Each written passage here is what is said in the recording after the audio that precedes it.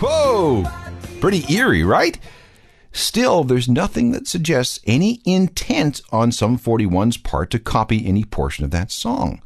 And I'm still not done. In 2011, long after both Neck and Sum 41 released their songs, a Korean dance pop band called Norazo released a track called Sales King.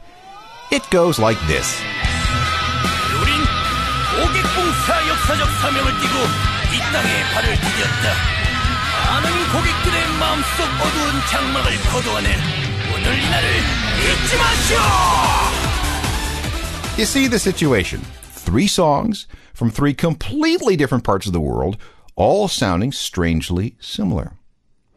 Now, before we go any further, and before anyone starts screaming about things like theft and lack of creativity, I want to tell you a true story. I can't give you the specifics, but please believe what I'm about to tell you is absolutely 100% accurate. A friend of mine once wrote a song with 2 other people. It appeared on an album that was released in 1985. Not only did the album go multi-platinum around the world, but the song itself was released as a single, and it made it into the top 20 on Billboard and on other charts across the planet. Very nice. A couple of years later, he gets a phone call from a guy who manages a European band. Hi, he said.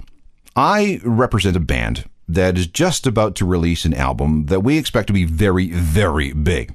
However, it has come to our attention that one of the songs on this album has certain pronounced similarities in terms of melody and structure to the song that you co-wrote for blank in 1985.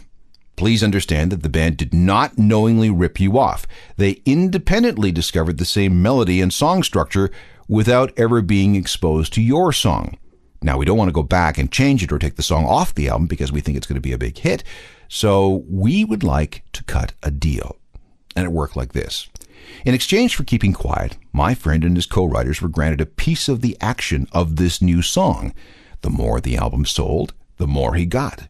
If the song was released as a single, there would be a bonus. And the higher the song moved up the charts, the bigger the bonus. The album by the European group ended up selling 9 million copies. And the song that we're talking about was released as a single.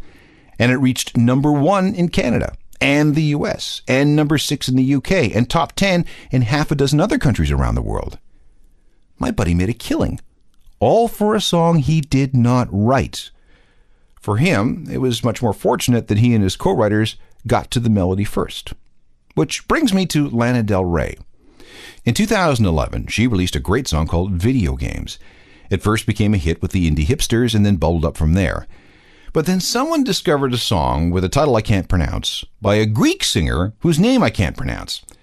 First, here's the Greek song, whatever it's called.